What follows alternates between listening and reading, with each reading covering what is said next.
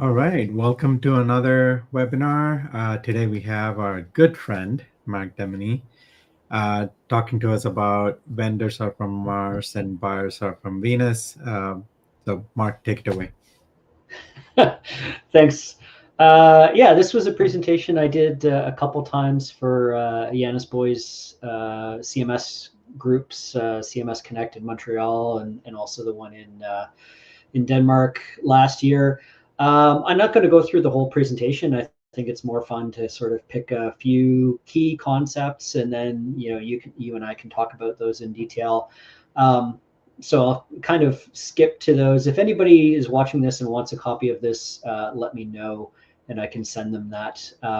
But real quick about me, and I'll be very quick. I've been in CMS for a very, very long time. Obviously worked with the Conobos folks during my time at Sitecore, but I've been at a number of other different vendors, Contentful, Optimizely, Uniform. Currently doing work for the Mock Alliance, and this is me and my dog. He just turned 6, so this is right down the street from my house. So I think the reason why I made this presentation was CMS software is surprisingly hard to evaluate and acquire. And this is something that I hear all the time. And I've been on all 3 sides. I was at the client side implementing CMS software.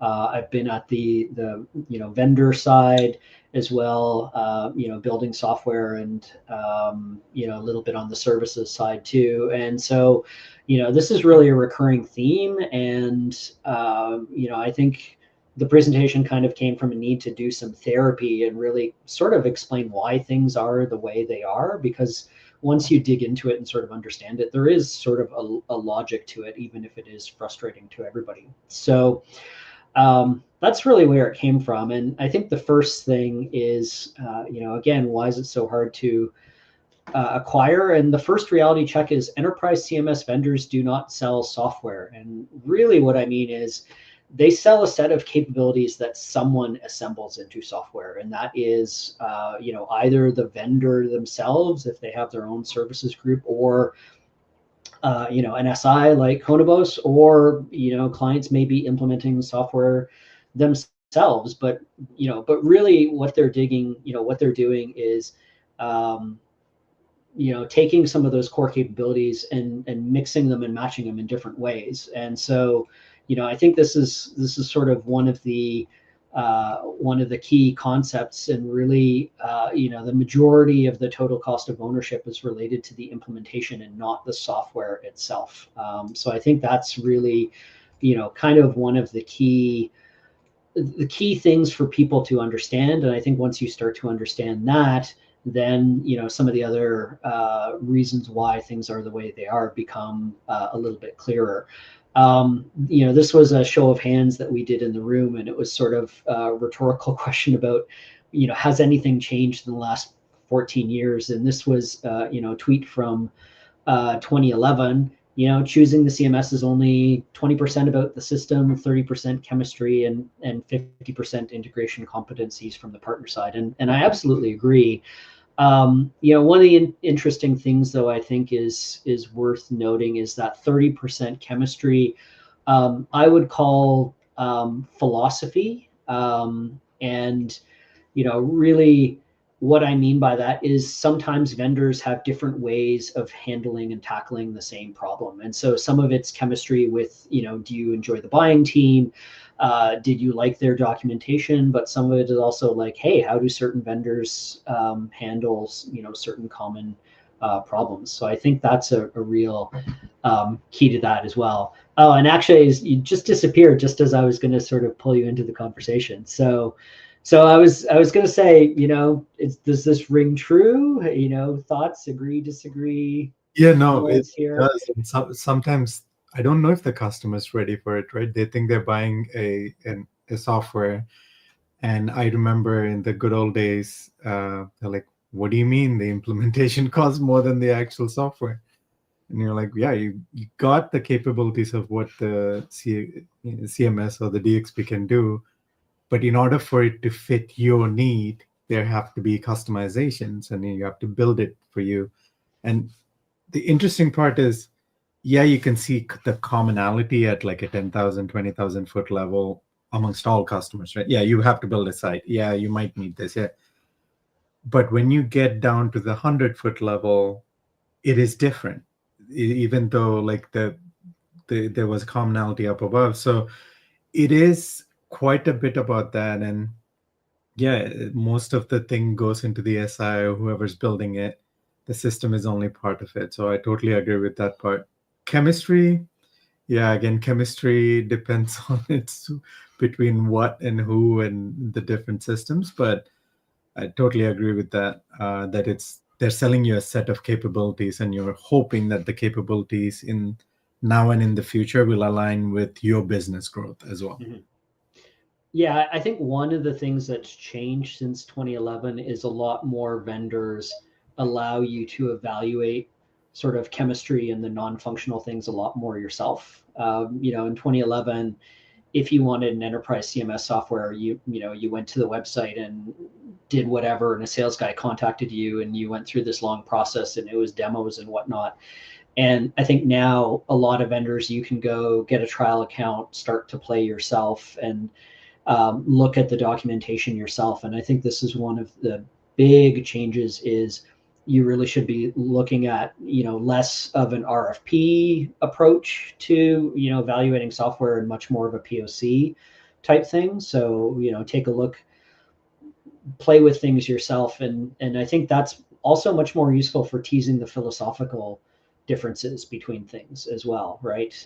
Yeah, CMS is a really wide space, and like some platforms are better for internal and corporate comms, some platforms are better for building applications, some platforms are better for building pages, some platforms are better for deep governance and retention. And these things are really hard to evaluate in an RFP sense, partially because with a little bit of work, all of them can do all of these yeah. things. Like, yeah, every CMS can be used for blogging. We're like, okay, well, there's a lot of intangible features that make one better than the other.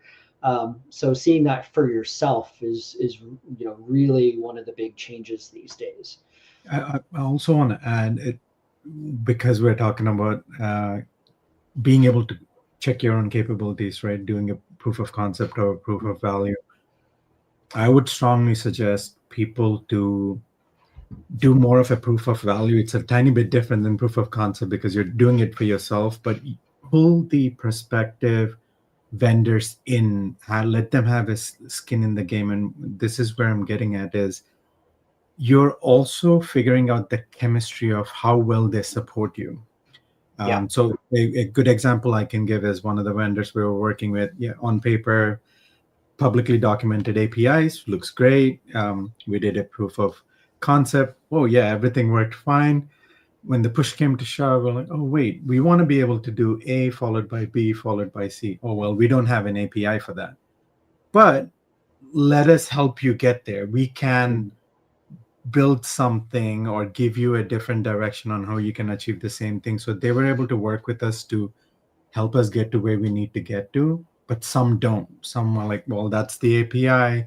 We'll put it on the roadmap. It might Yeah. come in 6 months or a year. So you're also trying to work out that chemistry as to see how well, not just from a sales perspective, but from a technical perspective, they're willing to help you out. Yeah, no, that's a really interesting point as well. And I think, I noted this later on in the slides, and maybe I'll skip to that. Sometimes you want a vendor that's a little bit smaller and a bit more responsive, and sometimes you want a vendor that is not responsive. And what I mean by that is they'll build the API, and they're building that and they're supporting that for thousands of customers. And there's a stability there that there may not be for a smaller vendor. But that stability and that performance comes at a cost, right? And so I agree. I think it's really useful for you to point out, like, what are you looking for as a vendor? Do you want that stability, and you're okay with the fact that the API is what it is, and the roadmap is what it is, and you will build the rest? Or do you want a smaller vendor that's a little bit more flexible in that way. And that's a really important note as well. And that's actually why there's a lot of smaller CMS vendors. It's not necessarily that they're providing a product that's different than larger vendors, but they're providing an overall partnership that is different. Yeah, sure. I totally agree with that point. Cool. So yeah, I think that's one of the really key things. And yes, there has been some changes in the last 14 years. So that was an interesting point of discussion as well. Really other interesting point that we were talking about as well is because there's so many vendors, and this really dovetails off what we just said. Sometimes you're buying products, sometimes you're buying features, sometimes you're buying enabling capabilities, sometimes you're buying into a community or ecosystem. And it's really clear for you as a buyer to know which of these things you're prioritizing, because some people just want a product. They don't care about the other things. They don't care about a community or ecosystem. They have their own team. But in other cases, you are buying into community or ecosystem. I'll give you like two examples on this end of the spectrum. If you're looking at something like Drupal or WordPress, you're absolutely buying into the community or ecosystem.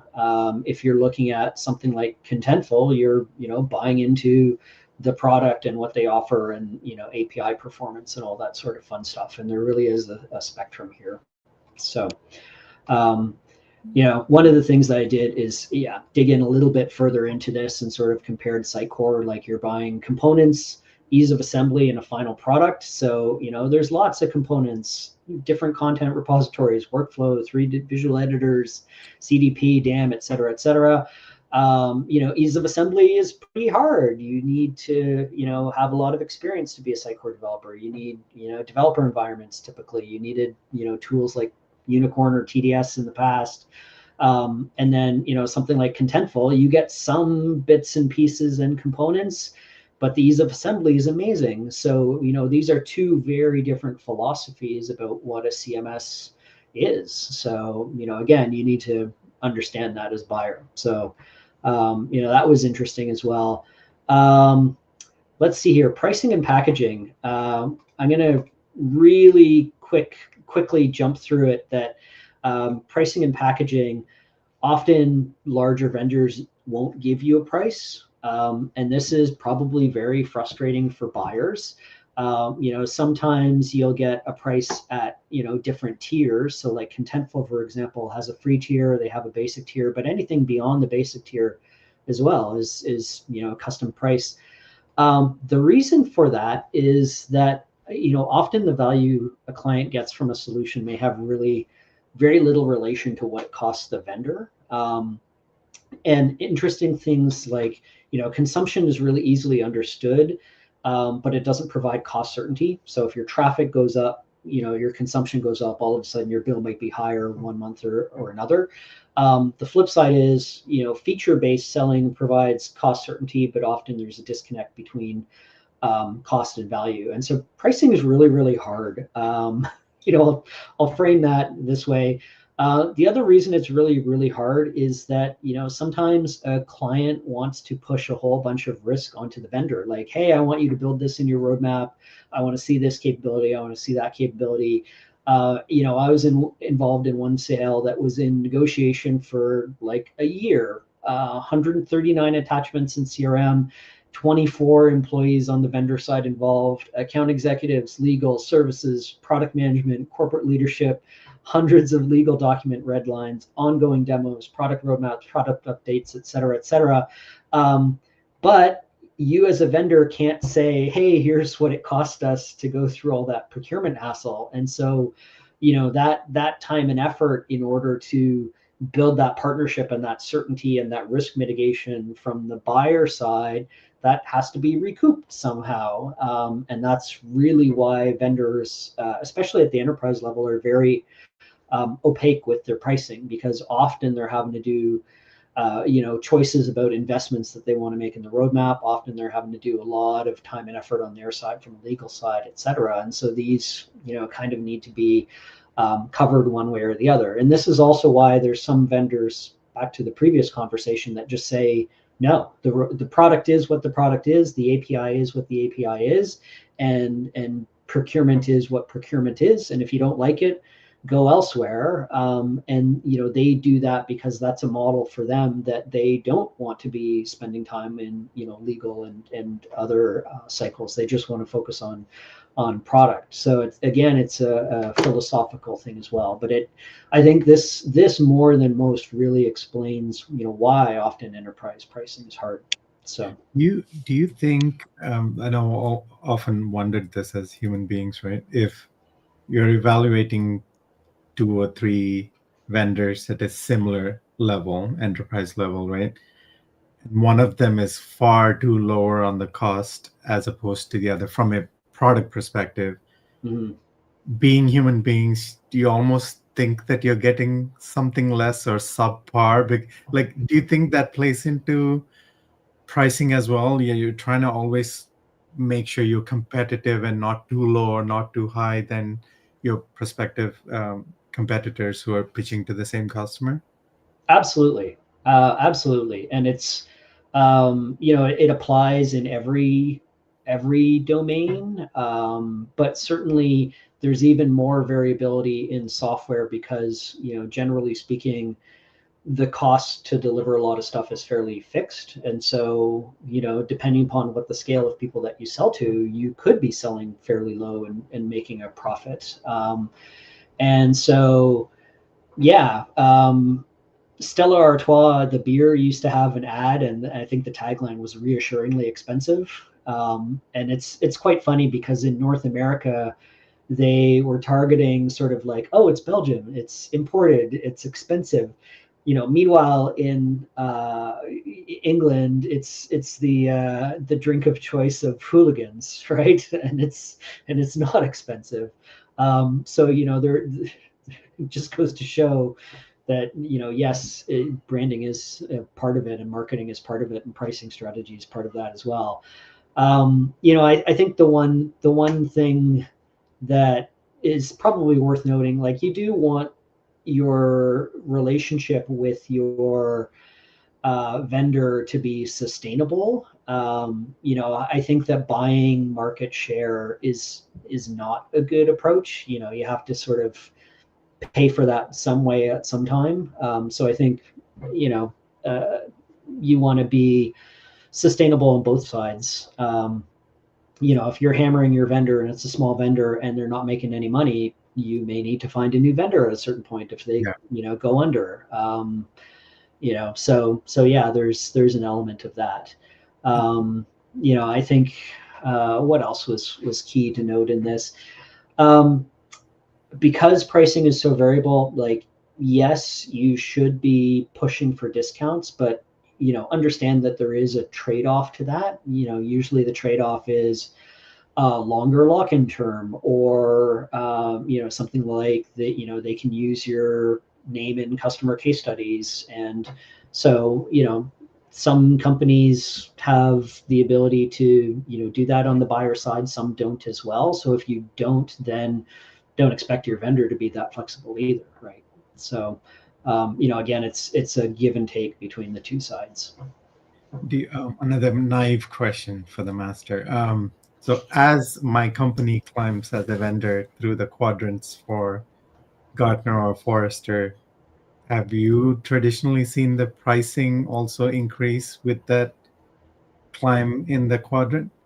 Yeah, absolutely. And I think they would argue, not without good reason, the product has gotten better. And if the product's getting better, and they're competing at a higher level, then they expect to um, you know gain that in terms of cost. I think it's interesting, and based upon experience, you have to be careful with that as well. I think a really good example is if the product has changed substantially over the years, the value proposition of the product may be very different as well. And so, companies that bought your product when it was sort of smaller and mid market, may not need all of those new capabilities, now that you've gone enterprise and added a customer data platform and, all of these other things as well. And so, um,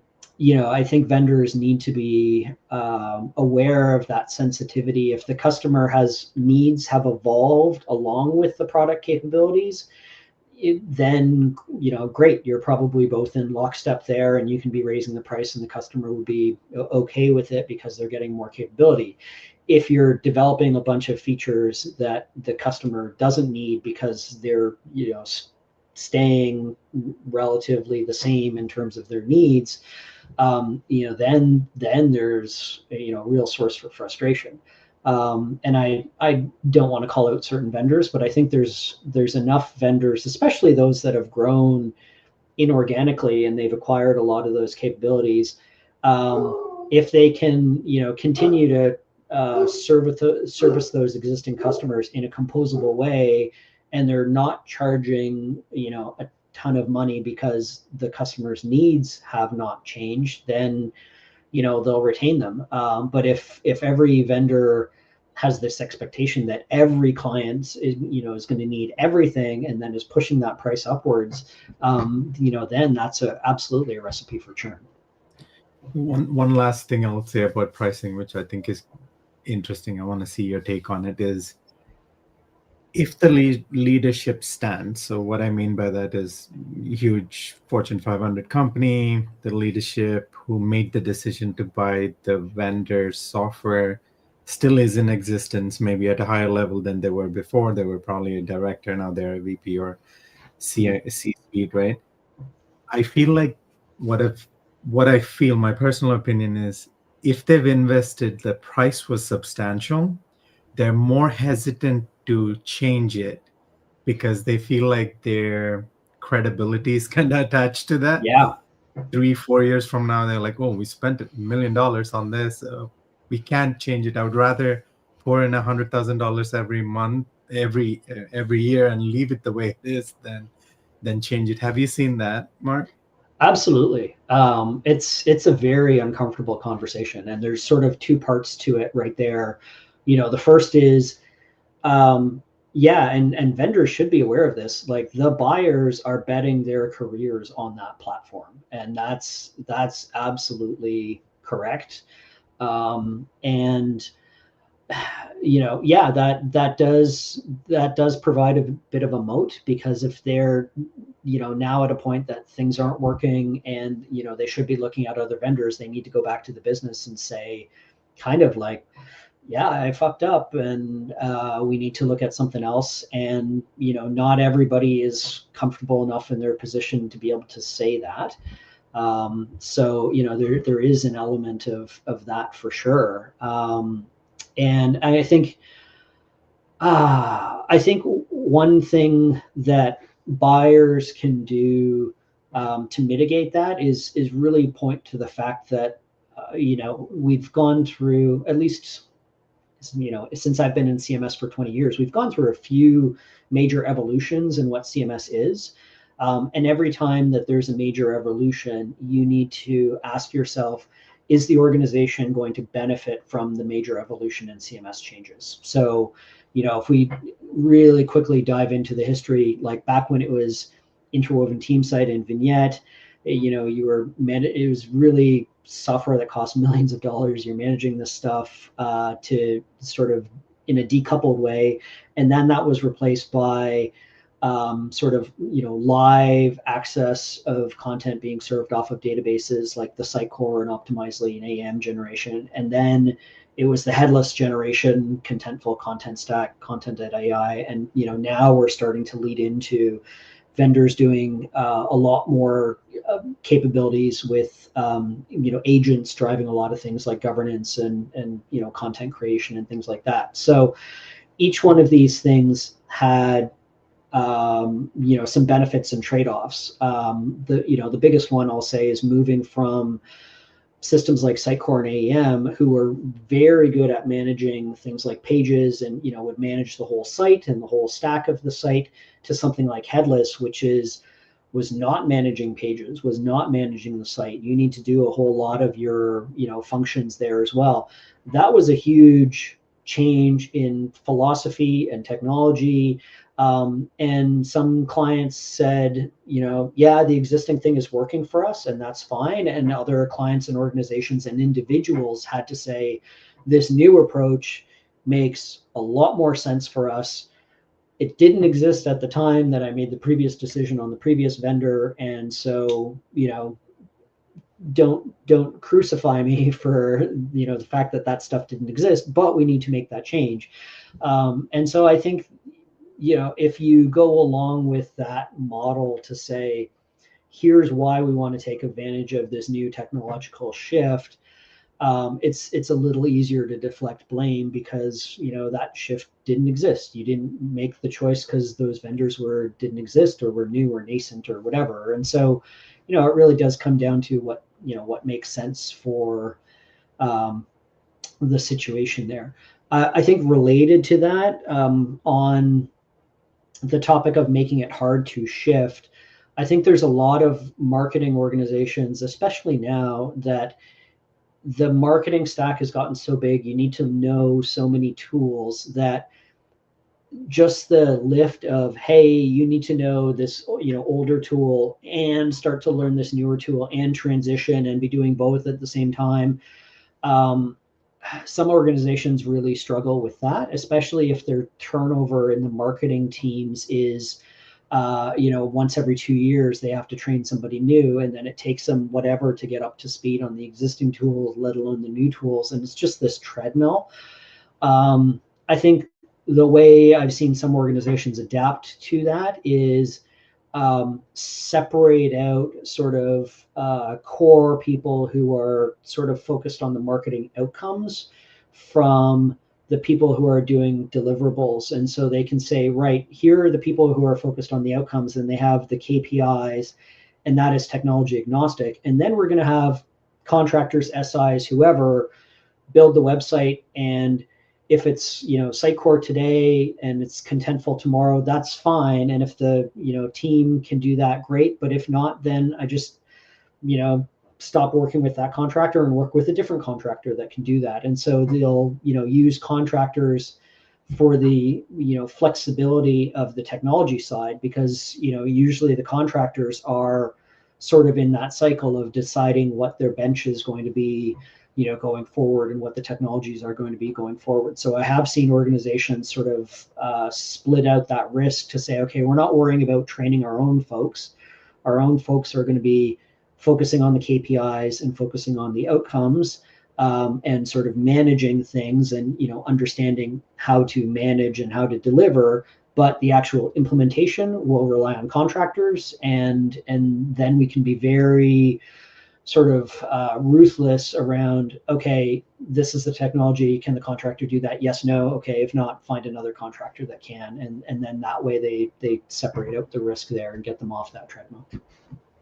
Makes sense. Yeah. So yeah, that's an interesting one as well. This was another fun discussion around procurement. I think back to the earlier discussion, I think we were talking about, it was always like build versus buy, and if you were buying, you went through that RFP process. And I think nowadays it's a build and buy discussion. You're going to be buying some capabilities that are sort of commoditized, and you're going to be building other capabilities that are differentiated. And I think this is really the key distinction for an organization is, buy anything that's commodity, build anything that's differentiated. And if nothing that you do is differentiated, then you can probably get away with buying, absolutely everything. There's a reason why WordPress is pretty popular. There's a reason why Shopify is pretty popular, because, if it can do 80% of the stuff for 80% of the people, then, great, do that. Where we see a lot of the building, especially in composable, is where you want to have a differentiated customer experience. And that's differentiated in terms of like, oh, we're going to deliver through apps instead of a website, or we're going to deliver through omni-channel means, or we're going to deliver through people doing click and collect, and all these different, or we're going to deliver through marketplaces, like whatever that is for differentiated customer experience. That's usually where you're doing a heck of a lot of building and integration. So yeah, that was another really interesting point. Another really interesting thing that is sort of differs from enterprise buying and really enterprise product management is, more often than not, the team doing the evaluation is not the team using the software. You do have buyer personas and user personas, and I think this is one of the biggest sources of frustration for people implementing content management software. The vendor is going to be working with the buyer team. They're going to be addressing their needs, but then the user team may be much larger, and is stuck using the software, but the vendor's not responsive to them. And here's sort of the economics of that. So again, you see like procurement, IT leadership, development, et cetera, and the user personas will be content authors and casual contributors. The numbers that you'll see, here's an interesting example.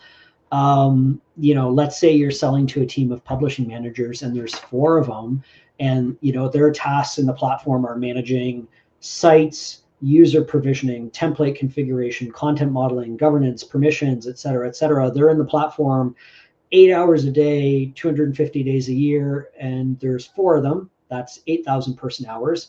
Meanwhile, that team of 4 might be supporting 5,000 casual contributors. They may be financial advisors, faculty, doctors, whatever.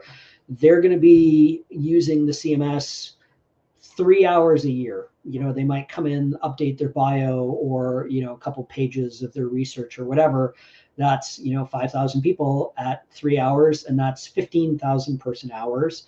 But the CMS vendor is going to be catering everything to that team of 4. More varied tasks. They're the buyers. They're the ones that, because they're using it 8 hours a day as opposed to 3 hours a year, are going to be calling up, having support tickets, et cetera, et cetera. And so, this really, kind of explains, and this isn't just CMS. You'll see this in HR software, ERP, et cetera, why vendors are really catering to one set of users rather than the other, even if the other is larger in terms of actual footprint and use in the system. Yeah, totally agree with you. Like, even if it's an RFP process or even a regular sales process, it's the people who don't even use the system. Like, at least in this case, you're including people who kind of use the system. Basically, you're making decisions for something you control it. You take care of the people who do support it, but it's a shame. But to your other point, nowadays, because of the being able to try things, I feel like people do have a voice. I don't know if the casual contributors might have a voice because they can actually go with systems like content. Yeah, so this is interesting in that in the sales cycle, that buyer persona absolutely runs the sales cycle. The user persona runs retention. So if 5,000 people over time get pissed off enough and are calling that team of 4 and telling them, hey, I can't create content well enough, eventually that team of 4 will relent and start to look at other platforms. And so this is the other nuance to that, is like selling to the buyer persona is absolutely the initial sale, but then for retention, you absolutely need to cater to the user persona. Otherwise it comes back and it bites you over time, and it's really insidious in that it happens in the background, right? The first little bit, like those people are like, well, it didn't quite work the way we wanted to, and we'll get used to it and we'll figure it out. And over time it sort of accumulates. And I've been involved in CMS selections processes where I'm working with that team of buyer personas, and it's like, well, why not look at the latest version of X platform? And they're like, our users F and hate it, and if we stuck with that, they would quit or run us out of the company. And so that absolutely affects retention as well. And so vendors, and it happens silently and in the background, and it only sort of, by the time it gets up to that team and to the vendor, it's too late. And so vendors really do need to be proactive with those casual contributors, and organizations do as well, in order to prevent that from happening. Yeah, maybe a good thing for the vendors to push for speaking with the end users of it, the Yeah. marketers and authors. Oh, for sure. I mean, I think right now vendors, kind of look at the world or CMS vendors look at the world as like, oh, we're catering to developers or we're catering to marketers. And in my mind, there's always three personas. There's developers and marketers, and then there's practitioners. And practitioners are those who understand content modeling, understand template configuration. They don't necessarily have the marketer KPI for like, hey, the performance on this landing page, but they certainly do think about content management as a practice. And those practitioners, I think, are often ignored by vendors. And I think the practitioners are really sort of the glue between marketer goals and the developer goals, and they're sort of responsible for making that stuff work at scale. And so I think that it's really important to realize that there's really those three practitioners. Certainly for larger organizations. For smaller organizations, CMS is pretty simple, but you do need to think about it that way. We do have a question about monolithic versus composable in the future from LinkedIn. That's a very vague question. We could take that and run with it in different directions. Tony Byrne, Real Story Group, someone who I really respect, very, very into the weeds of different CMSs, and very, shall we say, accurately cynical about the state of these things. I think you would like this conversation and the frankness of it. But he recently wrote a blog post saying, composable essentially won, because either you have the composable vendors who have started acquiring other bits and making them work in a composable fashion. Content Stack was a good example of this. Started with CMS, added lytics for CDP, other functions for personalization, et cetera, et cetera. Sitecore also went in this direction. They had this monolith and they've been breaking out parts of it, particularly things like personalization and XDB. They acquired another vendor for that, and they're now using that capability as well. And so I think that's his perspective, is that from a technology architecture point of view, the trade-off for composable has always been, do these things play nicely together? And does it make sense to acquire these things in one vendor, or be more open in that respect? And I think there's different aspects of composability. One is are things open through APIs? Great. The second is, can these things actually work standalone and be supported by the business standalone? So, good example of acquisitions, Content Stack acquiring lytics. Can you have lytics as a standalone CDP and use another CMS? Like, yes or no? And if you can't, then it's composable in the technological sense, but not in the business sense. And that does happen a lot with acquisitions. It gets it pulled in. It's like, great, it's composable. You can choose whether or not to turn it on or off, but you can't necessarily use it in a larger composable stack. And so that's sort of that second level. There's an element of partnerships within that as well. Do they still actively maintain partnerships with other vendors out there? But from a technological perspective, Tony's perspective is it's definitely one, and even a lot of the composable, or sorry, the monolithic vendors have started to break up their monoliths as well.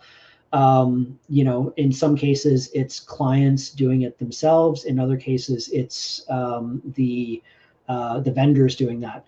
One of the biggest, I think, drawbacks, and Akshay, jump in here as well, but I think that a lot of the older sort of monolithic approaches were .NET based, Java based. You would do your front end development in the same language as your back end development. You kind of had to, because it was running sort of within the context of that app.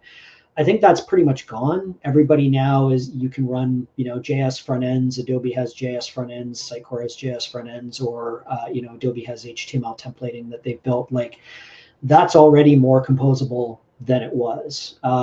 Similarly, how you can serve up the application. Sitecore partnering with I think Netlify and Vercel and Optimizely did as well. You're now separating out and composing that delivery tier as well, so that's already more composable. So I think there's very few truly monolithic applications left. WordPress, but I think in those cases, for what WordPress is for and who they were targeting, that's probably fine. Composable does add a lot of complexity and overhead to the processes, and if you don't benefit from that in some way, then it's a hindrance. So I don't know that every vendor in the world and every use case needs to be composable, but I think more are, and I think it has become easier and a more standardized way of doing things. Yeah, and I think one of the positives of all of this, like you said, is all the monoliths are turning to be more composable. All the composable ones are adding more capabilities to become more of a DXP than just a CMS from a headless perspective. The one thing which is interesting that you just mentioned is they all are finding that they could implement it the way they want. So the front end, to separate that, do it in React or any other JS framework or even .NET. But for them to have that ability and want to, hey, we'll just take care of this, and that itself provides a lot more avenues for growth, faster implementations and stuff.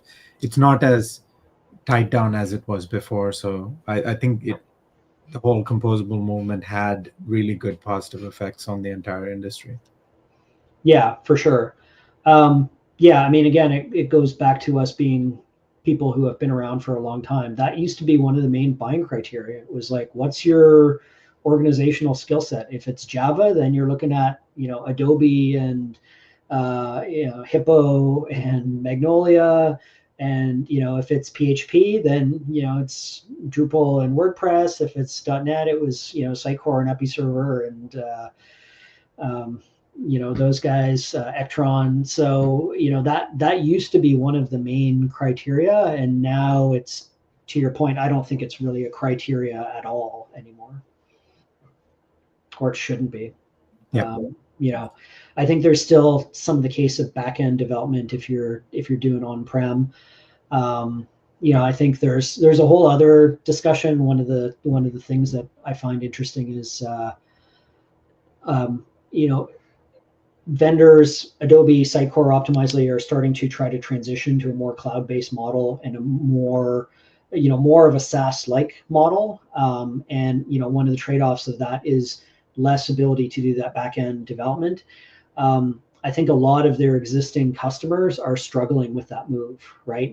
They're looking at it as, okay, I'm going to have to completely rebuild front end stuff. I'm going to have to completely refactor back end stuff because I can't do the customizations in the way that I did anymore. And so I think for a lot of them, the choice is, okay, we move to headless entirely and look at new vendors, or we just stick with what we have on-prem, because that halfway solution, I'm going to have to do all that refactoring anyways of moving to something new, and the headless stuff is priced differently, and I may have the on-prem thing as a capital asset or whatever, and or those were my investments in the hardware and the infrastructure and the processes, and to shift all of that to cloud and sort of throw out all that investment in order to be, it's like a car that you've owned for 10 years, but you've maintained it really, really well. Do you want to throw that out the window entirely to go to leasing? Like, even if the new car is slightly nicer, all of that investment is now worthless. And so I've been hearing pretty regularly that real big push from Adobe to AEM as cloud service and from Sitecore to XM Cloud hasn't really been as successful as they want, because the value proposition of that buyer has changed, and so the old buyers want the old value proposition, and so they've had to kind of say, yeah, we'll support that model for a lot longer than I think they would have liked. Yeah, sorry, I got an earthquake drill message. Oh, geez. I was like, no. That's a fair excuse. If we see things start moving, then yeah, no, totally get the whole pricing as well as the mentality from a buyer's perspective. And then just drilling into just a tiny bit, not that we need to go into that, but there's also occasions where they can't do all cloud because of the industry they're in or the regulations and stuff. So there's still going to be a market where on-prem is a thing, just because they need to control the place that it's hosted on, or the data center needs to be theirs, and not all vendors let you have your software to install it wherever you want. So that'll still be a good niche of the market for sure. Yeah, well, and that goes back to, I'm going to go back to a slide. Like, part of that procurement hassle often happens in regulated industries. The buyers really have a lot of interpretation of legalities, as far as like, financial buyers, healthcare buyers, government, dealing with accessibility, et cetera, and they need to validate upfront. And so they push that to the vendor, and that ends up like codifying this into a waterfall process. So regulated industries, big procurement challenges, to your point, still have a preference for on-prem. That is changing a little bit. Some FedRAMP stuff is moving towards cloud, and some other countries are starting to certify that a little bit better. Although, there is a big question about data sovereignty, which is now starting to rear its head a lot more there too as well. So, that's certainly part of it for sure.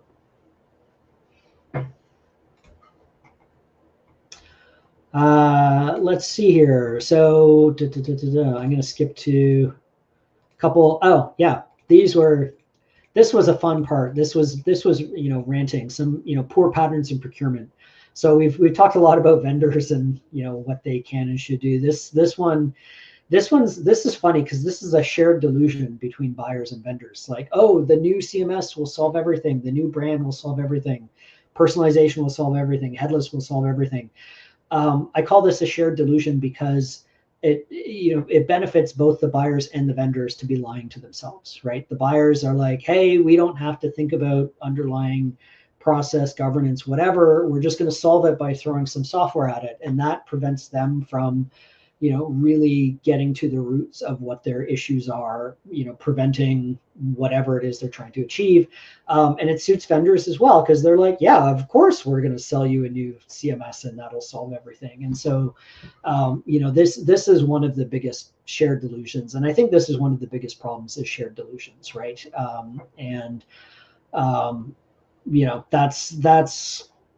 That'll always be a thing. I think, I think there's a whole other conversation about what organizations, need to do to get out of the shared, the delusional thinking. But that's maybe another webinar. Another one that we discussed, and we've talked about it already, is really the tyranny of the RFP.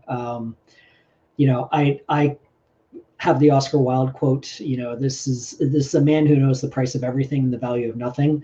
I think RFPs, ideally should go away. I think there's a handful of exceptions that really go down to regulated industries and buyers that, as I said, they're having to validate a bunch of stuff up front. If you're a government buyer doing that for procurement, you kind of have to go through an RFP. For everybody else, you should be looking at POCs, because there's vendors will often answer yes to everything, because like, yeah, I can do it. We can turn any CMS into something that can blog. We can turn any CMS to something that has a headless API. So the answers are not useful to evaluate what you're trying to actually evaluate in answering those questions. Things that they do here, they minimize non-functional criteria. So we were talking about that 20% or whatever that was good relationship, and I was saying it's philosophy, but this is all of these things. How is the onboarding? How's the partner network? How's your geographical footprint? How's the community? How's the documentation? How's your reputation among other buyers? Like, these things, and again, every organization cares about these things differently. Often these are hard to evaluate in an RFP. They're easier to evaluate through your own means, including POCs. We actually, we undertook some research at the Mock Alliance. When we saw the same sort of thing, legacy processes, sales tactic mismatches, et cetera. I'm not going to go through all these slides because we have this on the website, and maybe actually we can share this. But there was a lot that we were seeing from the Mock Alliance perspective as well. So I'm just going to skip to the end because I think there's a few interesting points here. And we've talked about some of them already. As a buyer, be really clear about what your tasks are, prioritize appropriately in the process. This is also useful for signaling to vendors what's important to you. As a vendor, work to understand all those stakeholders. And I mentioned, long-term retention absolutely depends on, keeping those 5,000 people happy, whether or not you're selling to them or not in the initial sale. More stakeholders, more points in the process. Do POCs instead of RFPs. And again, be clear about your goals. This is a really interesting one because I saw this a lot in previous lives where a buyer will have a clear set of goals and sort of go into the demos, and then the demos will completely wow them with stuff that they didn't know that they wanted. And like, oh, I really want personalization now, or I really want this or that. And like, well, do you really? Like, don't be swayed by shiny features. Like, be really clear about what your needs are up front. Shiny features being pushed by vendors do a few things. They, one, stack the deck in their favor, right? Like if everybody's being ranked off that sort of clear criteria, and a vendor blows your socks off with something shiny, then they're going to be the front runner because they push the criteria in a direction that suited them. And so be really clear what your requirements are, because often you may be chasing the shiny thing at the detriment of what your actual needs are. And then the flip side of this is from the vendor side, like really they should be understanding what buyer success criteria are a lot more as well, because it goes back to that conversation way at the beginning, which is if you're selling and you're mismatching, and the team of the vendor and implementation and the buyer and whatever that team looks like, if they're not happy and successful, then you're not going to get that case study, you're not going to have that retention, et cetera, et cetera. And so understanding what that criteria is up front is also very helpful as well. So that was pretty much all of this in a nutshell, and we've got a few minutes left to talk about anything else, but that's almost that time. I think we're good on time. I don't see any more questions. Again, I know you can get into a lot of these conversations, and each deserves its own webinar by itself. But thank you so much for your time, Mark. This was really fun. Yeah, no problem. And happy to talk about these in greater detail. We'll follow up on LinkedIn if anybody wants the slides. Connect, DM me, I'll send you the slides. And then, yeah, happy to have these conversations. And I'll also post the Mock Alliance research about procurement as well, because I think that's really fascinating. That was a very interesting bit of effort that was undertaken by them, on the subject of composable, and where there still are challenges, Yeah, and what we've been doing to address that. that's awesome. Thank you so much, Mark. Great.